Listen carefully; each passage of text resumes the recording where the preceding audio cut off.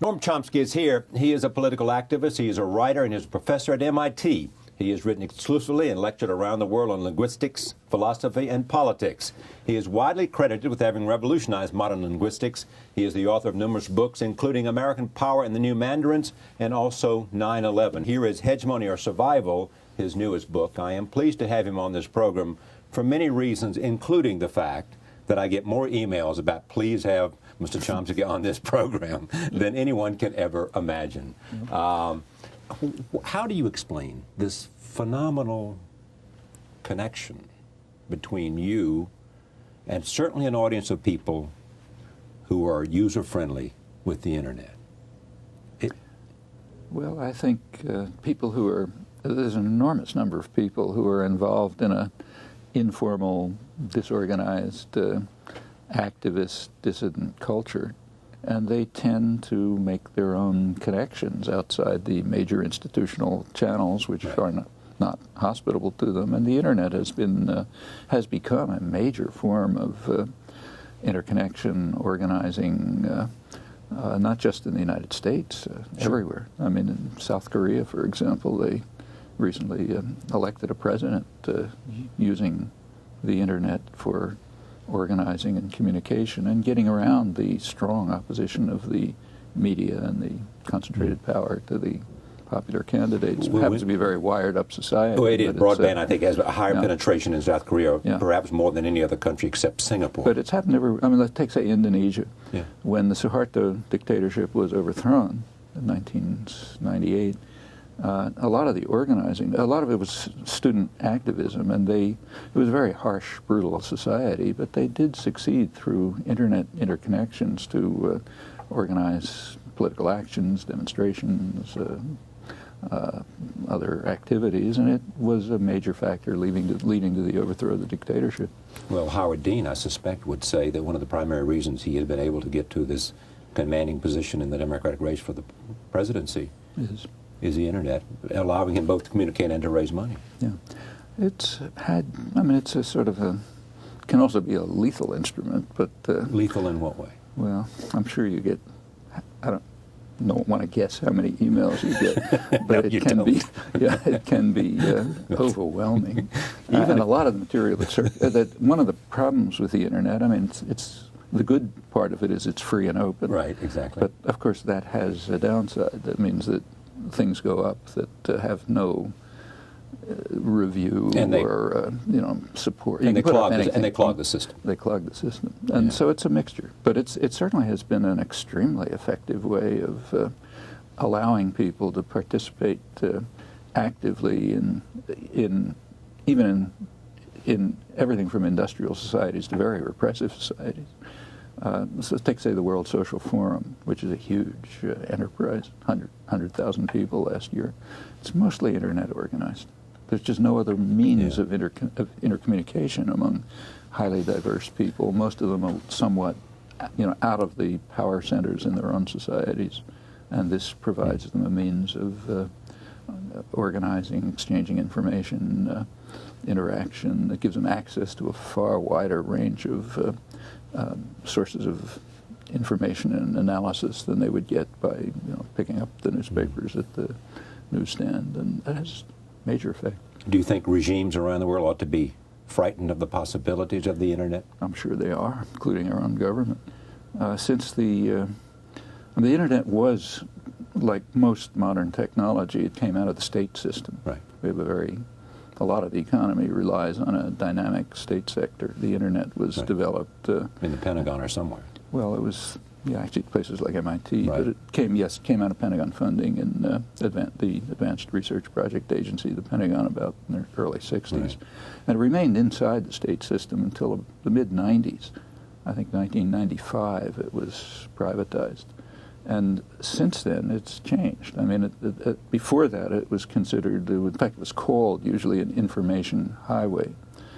After that, it's mostly called e-commerce. Right. And the character of it changed. But there has been a lot of concern in power centers all over the world that it's just too free and open.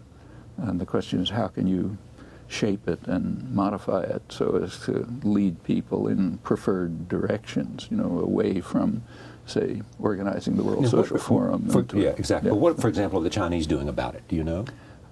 In China, I think internet access is quite restricted. That's what I thought. And highly censored. I don't know how much even limited access there is, but it's a very hard medium to control. Exactly. You know, once people have access, they can do all sorts of things. So the means of controlling it that are being considered, as far as I understand, are mostly trying to lead people in particular directions. So that when you enter an internet portal, you know, you'll be sort of drawn off this way, drawn here rather than that way, okay. And therefore you'll have the rather ideas, than opening up, it'll take you somewhere. And the idea is you'll have to use, you know, energy and initiative and commitment and know what you're looking for if you want to go in the directions less preferred by power centers, which is, it's a terrain of struggle right now. There's a lot of pressure from popular and activist groups to leave it entirely open, not controlled. If this would be your last day on Earth. It's not that far from it. Well, you're what, 75? Yeah. Would you like what's said about you to be your political arguments or your contribution to the theory of linguistics? To tell you the honest truth, I really don't care. You don't care? I mean, I'd like to see people follow up on the things that are interesting and important and productive and forget about the things that were byways and mistakes and so on. But if my name is attached to it or not, but what then would you characterize as most important in your judgment, if you were? Well, I mean, I played a certain role in reshaping the fields concerned with human intellectual faculties, cognitive sciences, in particular linguistics. Some of it has been extremely productive. Not me, it's cooperative enterprise. And that's often running on its own. Right.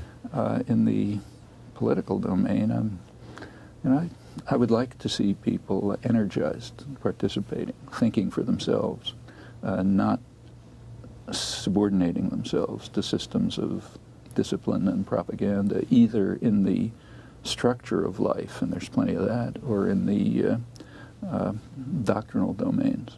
So if people can come to use the capacities that they in fact have and the opportunities they in fact have to overcome systems of authority, illegitimate authority, domination, hierarchy, free themselves,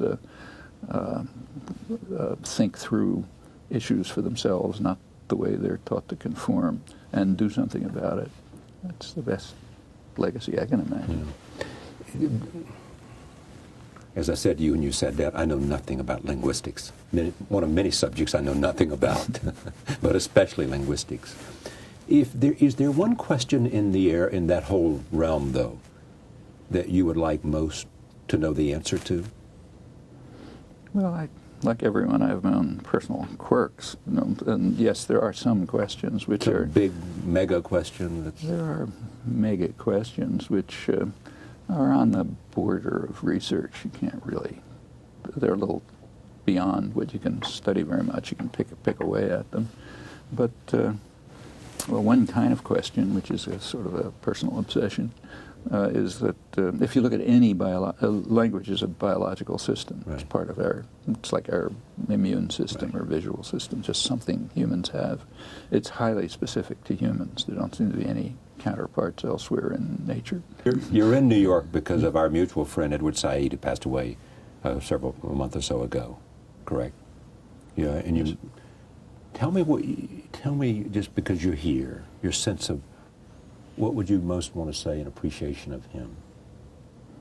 Well, Edward was an old friend. We were very close friends for years. We had a lot of mutual interests. Would that be culture, music, politics? Culture, politics mainly political interests, including his prime concern, also a major concern of mine, Middle East, but much broader questions of justice, freedom, oppression, which he was much involved in. Me too, and our paths often crossed. And then it was just a close personal friendship. Actually, he had arranged, we've never talked about this much, but back in the guess it must have been around 20 years ago or 25 years ago, he began arranging with meetings between high officials in the Palestine Liberation Organization when they were visiting New York, meetings with friends of his who were sympathetic to the Palestinians, critical of the PLO, to see if there could be some constructive discussion to suggest ways in which they could change what they're doing to achieve results which would make more sense for the people involved. And I was involved in some of those meetings. Anything come out of it? No. I have to say no. What do you think of the Geneva Accord that they've been working on? Current Geneva Accord? Yes, exactly. Well, it offers better than some they real have. hope. Yeah. It's a great improvement over the Camp David proposals, which were completely unacceptable. To the Palestinians. Yeah, they made no sense. You know, I mean, Jimmy Carter said that today on a recent appearance on this program. Oh, really? Well, he's quite right. And as soon as you look at a map of what was proposed, you see that it was absolutely unacceptable. I mean, it broke up the... now, there's a lot of talk about percentages and so on. That didn't mean a thing. If you looked at the actual maps that were discussed, which unfortunately were not easily available in the United States. They should have been, but they weren't. As soon as you look at the maps, you see that what in effect it did was break the West Bank into 3 pretty separate cantons. So these were not contiguous territories? Well, they were technically contiguous, but only way around the edges. If you wanted to go from Bethlehem to Ramallah, you were going to have to go way to the east. And so there were 3 effectively separated territories, all, again, effectively separated from a little part of East Jerusalem, which is the traditional center of Palestinian cultural, educational, commercial existence. And it was a kind of a Bantustan situation, as was discussed in Israel at the time. And of course, it was all separated from Gaza. Well, you know, that's... actually, the meaning of that was described by President Barak's chief negotiator, Shlomo Ben-Ami. Right. And later, foreign minister. Yeah, and he was the negotiator at Camp David, and he was an academic, and shortly before he entered the government, he wrote a book about it in Hebrew, in which he said the goal of the whole Oslo process, then leading to this, would be what he called a permanent neo-colonial dependency. The Palestinians would be a neo-colonial, effectively modern colonial dependency permanently. And in fact, that's what the proposal was. And it couldn't work. However, after the Camp David proposals broke down, this is now September 2000, August, September 2000, that's when the current Intifada started. But negotiations continued. And they made some progress. In January 2001, there were meetings in Taba, which led to informal meetings, but with fairly high-level people on both sides. And they made considerable progress towards a more acceptable 2-state settlement. But it was too late then because the Israelis were into their election. They were into the election campaign, and Prime Minister Barak canceled the meetings, and after Sharon was elected and the violence began to escalate, they were never picked up. Everyone assumed, I assumed too, that they were never continued. However, it turns out now we have learned that contacts did continue. And the Geneva Accords that you mentioned are the results of these continuing contacts, and they make considerable progress beyond the Taba. The Geneva Accords hammered out by Yossi Beilin and other Israelis in over 2 years with Palestinians who I'm not sure in part may have been members of the Palestinian Authority or not. I don't know. Some had been, but all are close to it. Yeah. I mean, they're as close to the center of Palestinians don't have a state, so they have an informal authority, but they were as close to the central part of it as the Israeli negotiators were to the Israeli government. In fact, probably closer. You know. Your friend, the late Edward Said, didn't have much to say good about Yasser Arafat. No, nor did I. Nor do you. No. In fact, we were very much in accord about this for a long time. But a real disservice to the Palestinians. Well, I don't think one can say that exactly. Why is that? because he's also a symbol. Without him as a I'm symbol asking, of I'm not Palestinian, making a statement, I'm asking. So, look, he remained a symbol of Palestinian nationality, struggle, refusal to submit.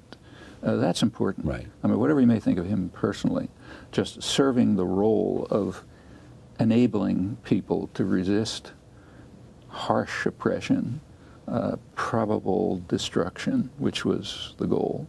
That's significant, whatever you think about his particular decisions and choices. And of those, they're a mixture. So I wouldn't, I mean, I was always harshly critical. You look at what I wrote back in the 60s, it was critical. Nevertheless, there's a strain which was on the right track. So in the mid-1970s, Arafat did recognize that the settlement would have to be a two-state political settlement. There was a Security Council resolution debated in January 1976, which was supported by the PLO. They publicly supported it, which called for a two-state settlement on the international border with full recognition of Israel's rights to peace and security and so on and so forth. That was a good resolution. Unfortunately, the U.S. vetoed it. And then there was a process for a number of years in which Arafat, in his complicated way, of which there's much to criticize, nevertheless, one theme that ran through it was trying to press for such a settlement. The reason Israel invaded Lebanon in 1982 was to try to prevent these efforts at diplomacy to continue. In fact, they said so publicly. It was an invasion to secure the West Bank. The invasion of Lebanon. Yeah, which is where the Palestinian PLO was sort of based. Right. And they wanted to destroy it was called, by the High Command, in fact, a war for the West Bank. We have to stop the negotiations and the diplomacy, which was becoming an embarrassment. And let's get back to terror. They're happier with that. And this continued for some years. And it's a sort of a mixture of corruption, terror, violence, bad judgment, and a continuing drive towards what has to be, what almost the entire world recognized must be some kind of political settlement roughly along the international border with two states side by side. Roughly along the 63 borders. 67 borders. 67 borders. Roughly, with some modifications. Yeah. How do you... Actually, I should add, and we should be willing to recognize this, the main reason this has not taken place is that the U.S. has blocked it for 30 years, unilaterally. How so? Well, as I said, it vetoed the 1976 resolution. Right. It vetoed another Security Council resolution in 1980. It has, at the behest of the Israelis or independently? No, well, we could argue about exactly why, right. But it did it. Israel didn't like it, but they could never have blocked it if the U.S. hadn't backed it. Mm-hmm. Meanwhile, much more importantly, the U.S. provided the means, the diplomatic, military, and economic support, which enabled Israel to continue slowly integrating the territories effectively within Israel, the big settlement programs, the infrastructure programs. And they can't do it without U.S. support, and that's true right this minute. They could not? They can't do it without U.S. support, and they know it. U.S. support in terms of in the international community, or U.S. support at the UN, for example? Every level. In other words, you're suggesting that without the U.S., the overlooming possible veto at the Security Council or in some other way, that there would be some kind of what? Well, they would be blocked. First of all, they need the economic some support. kind of Arab reaction militarily without the U.S. They can't stand. No small country can stand alone against a unified international community. It's just impossible. There are all kinds of ways of stopping them, and they need the economic support and the military support. That's a nice segue to Iraq, but I want to come back to other things. Well, and Israel has become. Actually, it goes back before 1976. In 1971, that's where the real split between the United States and the world begins on this.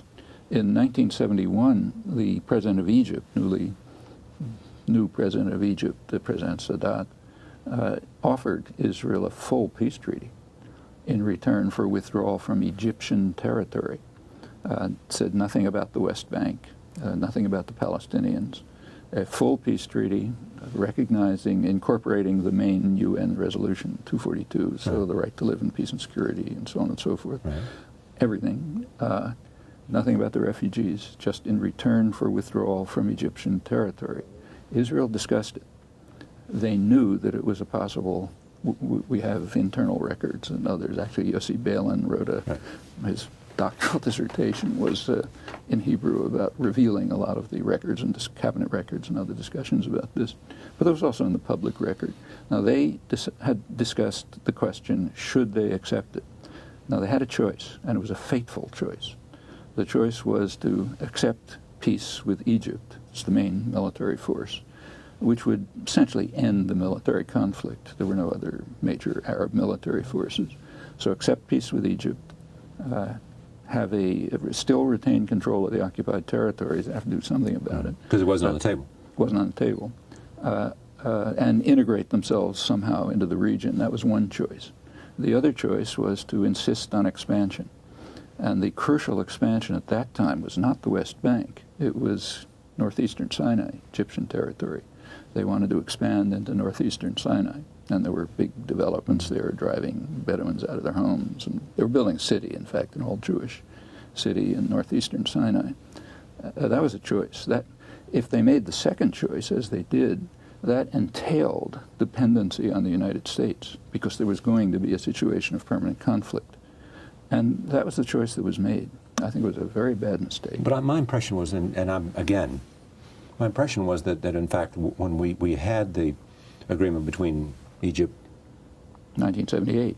Yeah, well, 7 years later. Essentially, the agreement was that the Israelis withdrew, and in fact, Ariel Sharon came in and cleaned up the settlements. Well, no, in northeastern Sinai. Right. Yeah, but am I right about that or wrong? That's correct. Okay. Yeah. But that's only half the story. By 1977, what happened in 71 is the offer was made. Israel rejected it. The crucial question is, what would the United States do? Well, there was an internal debate in the United States, and it was won by Henry Kissinger, whose view was, as he described it, that we should keep to what he called stalemate, meaning no negotiations, just force. Kissinger was opposed to an agreement in 1971 between Egypt and Israel, yes, which would have led to the withdrawal from the Sinai. Exactly. Egypt would once again have the Sinai, and there'd be a diplomatic relationship between the two countries. Yes, and that decided the matter. The way the U.S. goes sort of determines what happens. It's just overwhelmingly powerful. Now, when that led to a war, Sadat kept... 73. Yes, he kept saying, look, if you don't withdraw from the Sinai, there's going to be a war. Nobody believed him. Nobody took it seriously. When the war did come in 73, and it was a huge shock. It was a close thing for Israel. Actually, the U.S. ended up with a nuclear alert. Exactly. At that point, Kissinger recognized that Egypt isn't a basket case. You can't just dismiss it. Then he began his shuttle diplomacy, and it goes on up to Camp David, finally 78, 79. And at that point, Sadat, the U.S. and Israel agreed to an offer that Sadat had presented in 1971, but the new one was harsher from the point of view of Israel and the United States than the original one. It would have been better if they'd accepted 71 rather than the one that was negotiated. Better off from their point of view, which I don't accept. By Jimmy Carter, Camp David. But in 71, there was nothing about the Palestinians. By 1977, the Palestinian issue was on the table. And the U.S. and Israel had to accept an offer which recognized in some fashion Palestinian national rights, which they didn't want to do. I mean, I think they should have done it, so I can't say it's worse, but they didn't want it. Now, it's interesting that this is described in the United States as a diplomatic triumph. In fact, it was a diplomatic catastrophe. If it had been accepted in 1971, would have spared... Jimmy Carter was here several days ago. I mean, he certainly thought it was the diplomatic triumph. He probably doesn't know the history. I mean, you should have asked him whether he knows what happened in the background. Well, if I'd had this interview before, I would have. Well, it's all on the public record. Yeah. You know, well, so, but I mean, but you know, this is one of the many things we have to learn about, and if we want to gain some understanding of what's really happening there. So when you ask questions about, say, Arafat, you know, unfortunately, all of this has to come in. Okay, fair enough. But it's interesting now. Let me make this point. I spoke to someone about you today, and he said the following to me. someone who many his views you would recommend, you would agree with, some not. He said to me that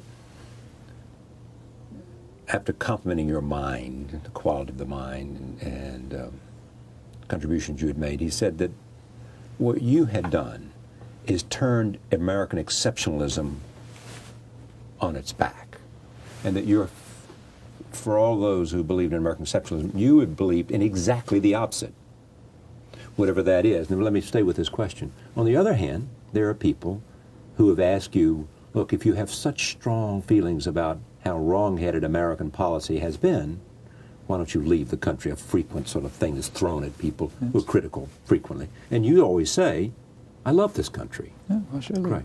I mean, it's a very interesting question. Let's try it on some other country. You know, it's sometimes easier to think about things clearly if we distance ourselves. Great. Now, let's go back to, say, the big enemy, Soviet Union. Right. I mean, the Russians would have been delighted to have the dissidents leave the country. If Sakharov had been willing to come to the West, they would have applauded. Does it make sense to ask Sakharov, why don't you leave the Soviet Union? I mean, I suppose I'm not trying to ask that. You understand, I'm not asking that question. I'm actually using that question to make the point that you've always said. That's the framework in which the question should be understood. Right. It's assuming that you can't have a democratic society. You stay and fight for values because you love the country. And you think that the country ought to live up to these values. And you can't rank countries A, B, C, D. Countries have all sorts of properties. There's a culture, there's a society, there's modes of interaction, and so on. A lot of the things that are simply achievements. I mean, take, say, protection of free speech. Right. It's unique in the United States. There are a lot of great things that have been achieved. There are a lot of rotten things that have been done. If you have any concern about the country, meaning its people, its culture, and so on, you want to save and extend and amplify the achievements and modify the and you would crimes. put the protection of free speech high up on that list. Very high. And it's not the only one. Okay, well, tell me more, and then we'll come to some of the criticisms that you have made about American imperialism and the like. See, we have to make a distinction between state power and a country. They're different things. I understand the difference, but it's often not distinguished.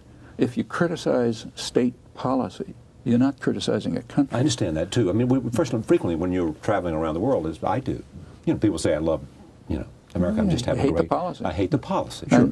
And we're responsible for the policy. It's a free country.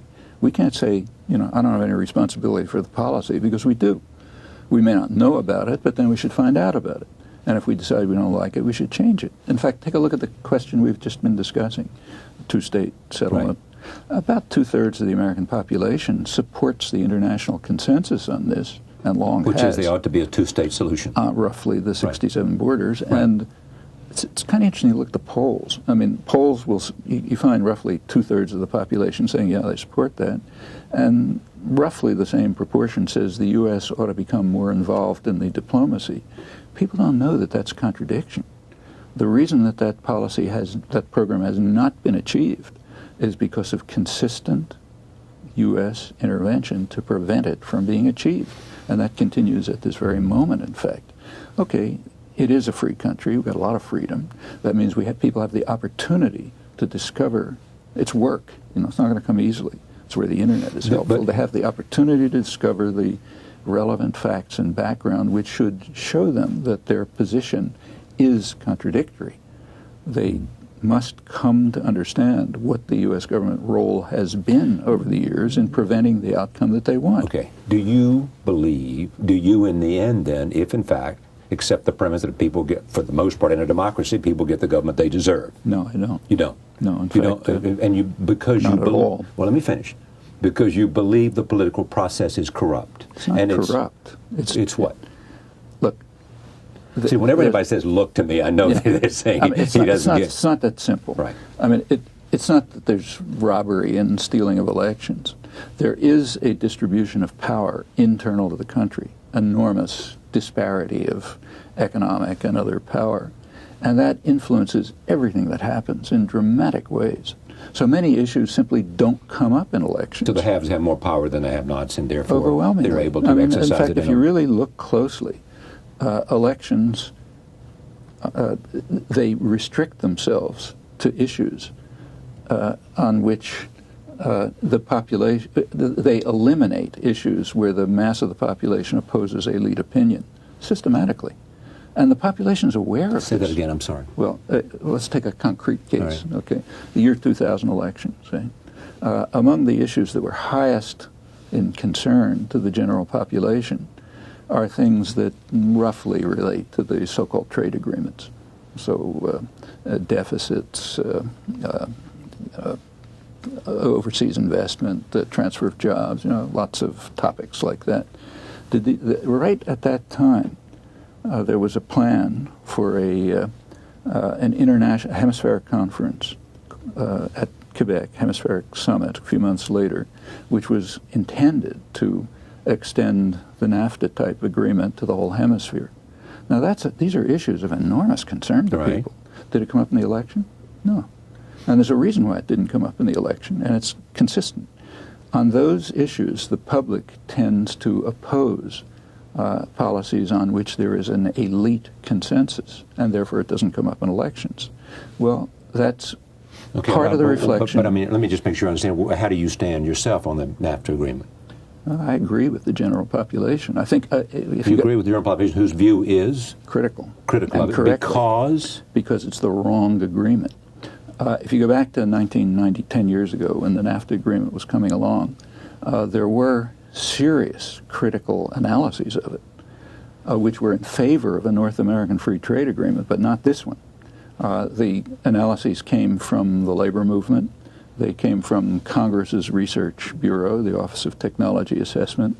Pretty much the same analyses said, yeah, a North American economic agreement would be a good idea, but this one is designed as effectively an investor rights agreement. It privileges rights of investors and lenders, and it marginalizes the rights of people. And were you worried about the loss of jobs and those kinds of issues that became a political football? The unions essentially were opposed to it. That's the story, but it's not true. Oh, not true. In other words, you're saying that then they misled us when they made that argument? No, the unions did not make They never made an argument that we were opposed because of jobs? They mentioned that, but the labor movement had an official position. It was produced by the Labor Advisory Council, a long, detailed analysis, and it was a very sensible position. It was never given, it never entered the media discussion. It was never given any publicity. The labor movement was accused of crude nationalism, this, that, and the other thing. That was not their position. Their actual position never made it to the public agenda. And the same is true of Congress's own Research Bureau, which had a rather similar analysis.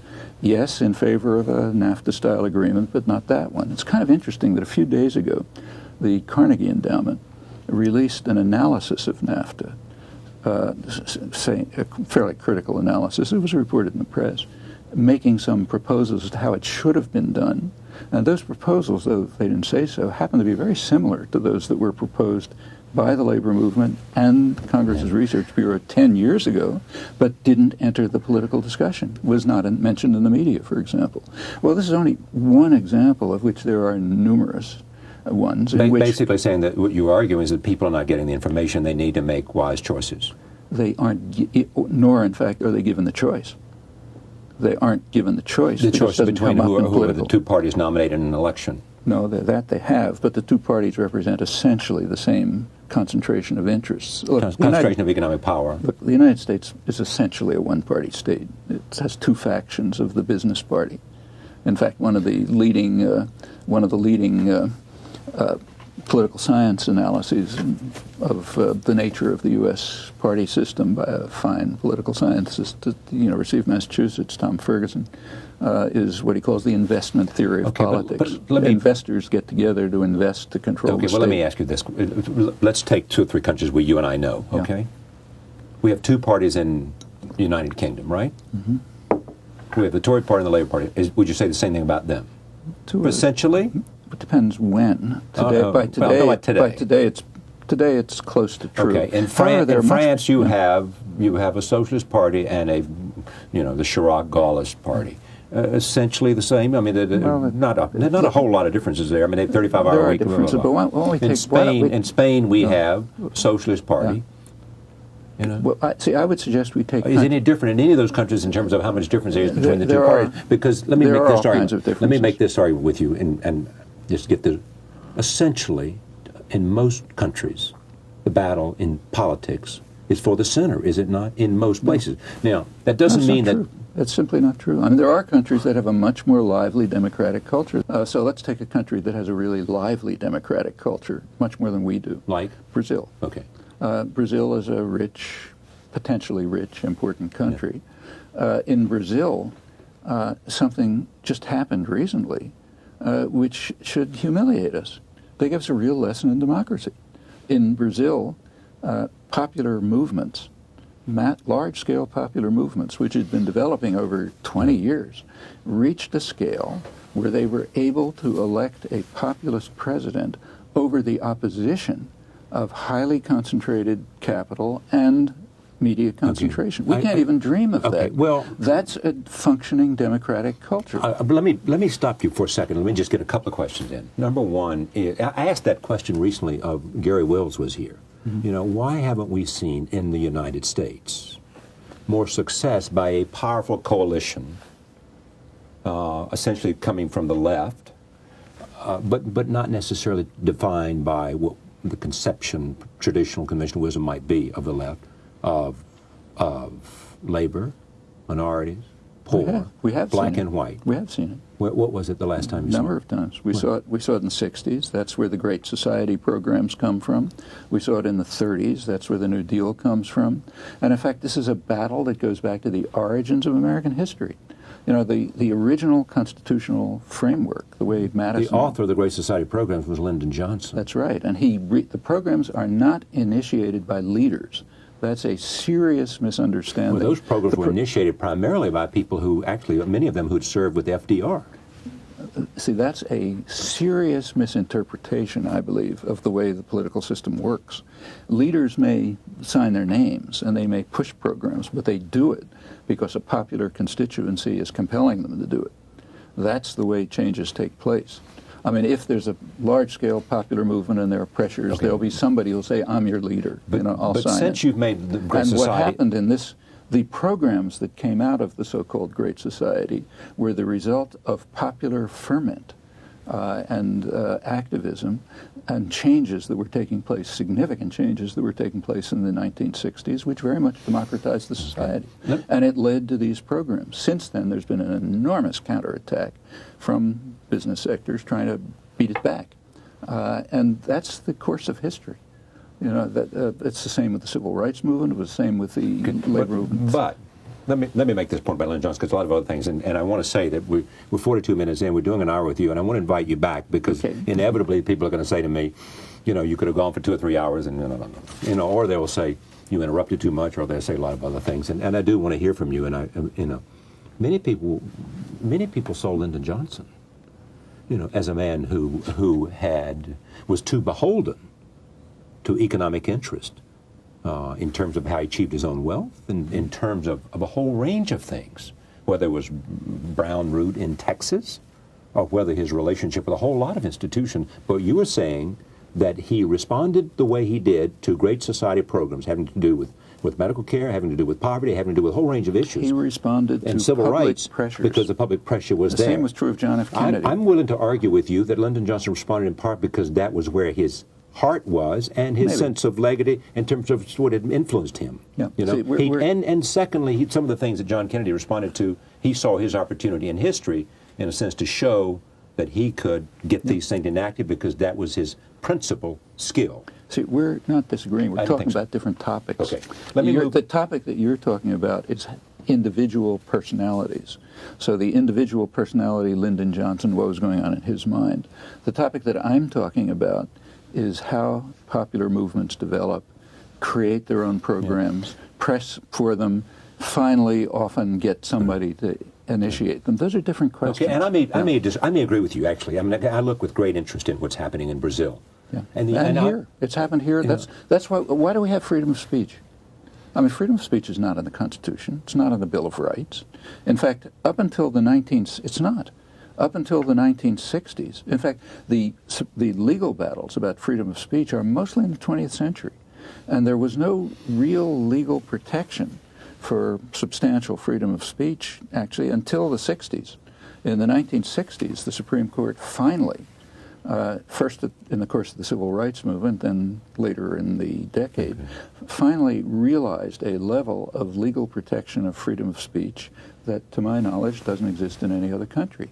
And a large part of it grew out of the activism of the Civil Rights Movement. Just to understand you, because I want to go to some things that are often attached to you and bring great controversy to you. Other than freedom of speech, what else do you think is part of what America represents? Yes. Represents. Is. Good about American life. Well, there's a lot of things I like that are, I think, great about American life. For one thing, we have, compared with other societies, there's very little in the way of a kind of a caste system. Yeah. So people interact independently of social position. Yeah. Is there meritocracy? There is, certainly in terms of policy formation. That's overwhelming. But we're talking in terms of personal interaction. Does it matter whether you're this is what you do or that's what you do? Yeah. Well, these interactions among people, informal interactions, are, in my view, much healthier in the United States than other societies that I know. Now, those are important facts about a culture. Freedom of speech is not just a matter of law. It's a matter of being internalized, realizing, understanding that's my right and I'm going to defend it. That's important. And the same is true of other rights. Actually, the United States has become a much more civilized society since the 1960s, just in our recent lifetimes. Because, you think? Well, because of popular activism. Let's take women's rights. Was that an issue 40 years ago? No. Environmental issues, did they exist 40 years ago? No. Let's take something like opposition to aggression and violence. Attitudes on that have changed enormously. I mean, when John F. Kennedy attacked South Vietnam, as he did in 1962, direct attack. You mean his assassination of Jim, or what? No. When the U.S. Air Force first sent their supporters? See, I mean, there was so little opposition to this that no one even knows what happened.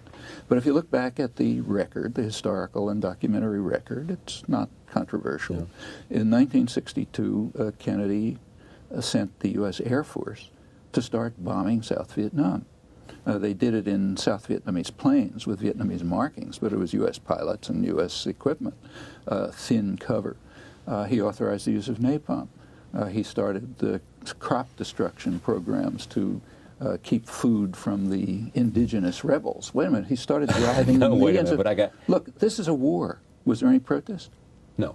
Okay, now that's changed. Well, there may have been somebody who wasn't significant. Look, I can tell you because I was directly involved in it. Well, we've got to know you because of your opposition to Vietnam. You couldn't get four people in a room to talk about it.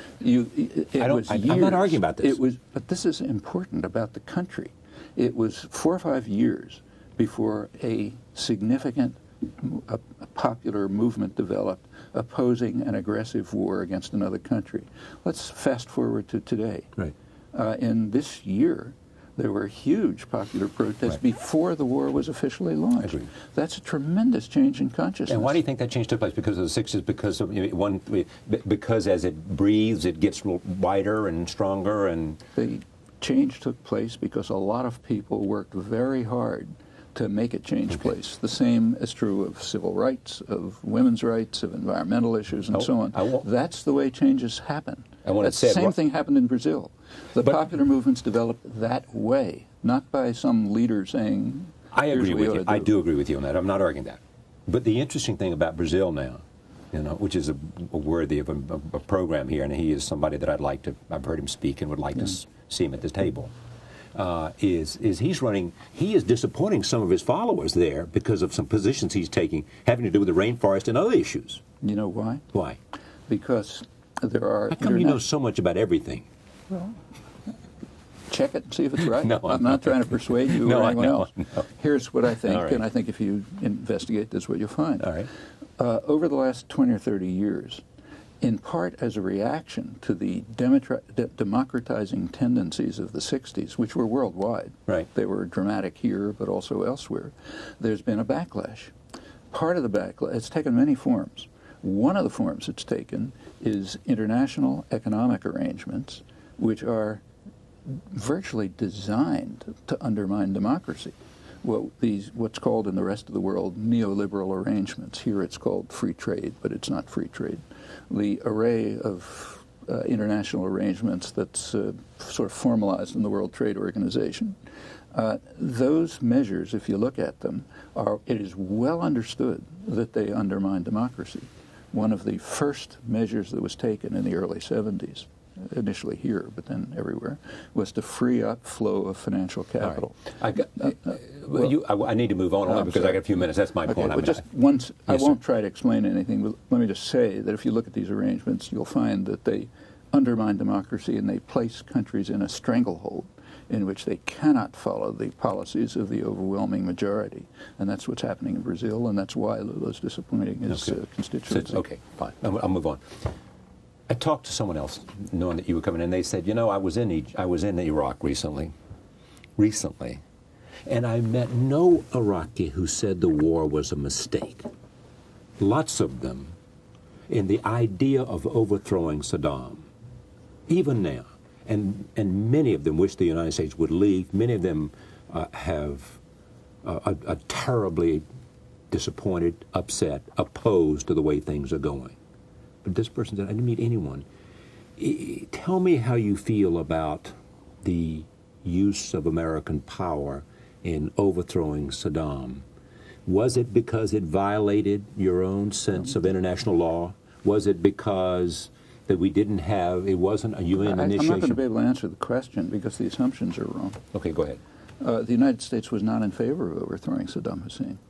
In fact, George Bush made that explicit. It said, at the Azores summit, a couple of days before the invasion started, Bush and Blair were there, and they issued a declaration in which Bush said, even if Saddam Hussein and his family leave the country, we're going to invade anyway.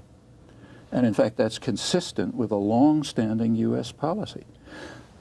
You're right that I'm sure every sane person in Iraq wanted to get rid of Saddam Hussein, just like I have for 20 years, just like we all have. He's a murderous tyrant. Right. Why is he there? Why wasn't he overthrown? Or to ask another question, why do the majority of Iraqis, when Iraqis are, we have the published polls, Iraqis are asked, who's your favorite foreign leader? The favorite foreign leader of Iraqis, according to U.S.-run polls, is President Chirac of France, who was the symbol of opposition to the invasion. George Bush is far below, Blair even less below. Nevertheless, the same polls say, yeah, we're glad to get rid of Saddam Hussein. Well, if we want to think about this, we'll be able to figure out what's happening. Sure, they would like to get rid of Saddam Hussein. They would have liked to have gotten rid of him years ago.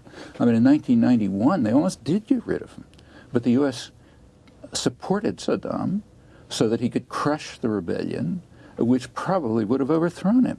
And we know why. Well, I'm not sure they supported him so that he could crush the rebellion. They effectively authorized him to crush the rebellion. I'm not sure that many people... but you got to... Let's look back to the... Chomsky, at least let me make one point. Yeah. Is that, I mean, it clearly was a mistake. In 1991. Well, was it a mistake? Sure it was. To allow him to crush the rebellion. Yes, I do too. Did George Bush think it was a mistake? No. Did Thomas Friedman of the New York Times think it was a mistake? I don't know. I can't speak for George Bush and Thomas Friedman. Well, did the press think it was a mistake? I mean, just take a look back and look at the analysis. And to allow him to have helicopters and be able to crush Take a look at the analyses. The Shias and who George Bush had asked to rise up? Let's take a look at the analyses at the time. That's what we should be looking at. You can read it in, say, the New York Times, the most important newspaper in the world. Their analysis was, Alan Cowell, their Middle East correspondent, that much as we dislike the atrocities, there's an overwhelming consensus that Saddam Hussein offers more hope for the stability of the country, stability is a kind of technical word, stability of the country than the people who are trying to overthrow him. In other words, we'd rather have him than the people who are trying to overthrow him. Thomas Friedman, Thomas Friedman, who was chief diplomatic correspondent, wrote, the best possible solution for the best possible world for the United States would be an iron-fisted military junta ruling Iraq the same way Saddam Hussein did, much to the satisfaction. Well, I'm sure. This I know is Mr. Friedman, and I am sure he did not mean using the torture and using the technique. Yes. Then why did he say it? Well, but he may very well have believed that was he may very well. First of all, I'm leery of speaking for anyone like this, right, of George Bush or Tom Friedman. But he may very well have meant that Iraq, because of whatever fears he had, that it would break up the Balkanization of Iraq, and therefore it needed a Tito-like figure. He may have meant that. Let's say you're right, but then see, that means that from the point of view of U.S. policymakers and U.S. commentators, it wasn't a mistake. I think it was a mistake. You think it was a mistake, but they didn't. Right. The analysts and the policymakers thought it was right. Well, they preferred, and then let's look at the next. I bet you the neocons, who you find so much fault with there, did not think it was a mistake. Well, we don't know. The Wolfowitz of the world probably don't think it was a mistake. Well, let's take a look at the Wolfowitz. Not to have overthrown Saddam, because they've been driven by overthrowing Saddam since 1991. You'll agree with that, won't you? No, I don't. That they haven't been driven by the notion? It's just too narrow a question. Let's take a look at the Wolfowitzes of the world. Okay. He has a record, right? Right. His record is, for example, strong support of General Suharto, who is certainly when he served in Indonesia. And afterwards, up until 1997, a couple of months before Suharto was overthrown, he was still praising him. Suharto was a mass murderer, probably worse than Saddam Hussein. He came into power killing a couple 100,000 people. He ran a regime of vicious torture and oppression. He invaded East Timor, practically destroyed it. His torture and massacres were going on right to the end of his rule. Wolfowitz was praising him because of his contributions to the growth and development of Indonesia. At that time, Wolfowitz served as ambassador to Indonesia. This started when he was in the State Department with responsibility for Asia, Southeast Asia in particular. Went on, he was in as ambassador to Indonesia, and it continued through his post-government service. I think he was dean. That's Indonesia. That's only one example. As under his watch, as State Department high official in the State Department with responsibility for Asia, the Reagan administration, under his watch, supported a whole range of murderous dictators, like Chun of South Korea. Supported him up to the end. I'm not sure. I remember Chun, and I'm not sure when he came in and when he didn't. But there were a whole series of American administrations, which is your point exactly. A whole series of American administrations supported a whole series of leaders in South Korea. Absolutely, and Wolfowitz was in charge, almost in charge, second in command of the State Department, right up to the end. Marcos in the Philippines is another. Now, there are all kind of fake stories being concocted about this now, but I would urge people to go back to the original record and see what happened. All right. This book, Noam Chomsky, Hegemony or Survival, America's Quest for Global Dominance. We'll talk more about all these issues with him and others. I thank you for coming. Great. Pleasure to have you on the program. Thank you very much. Good. Thank you for joining us. We went the hour. More to be said tomorrow night. Toni Morrison is here and others. See you then.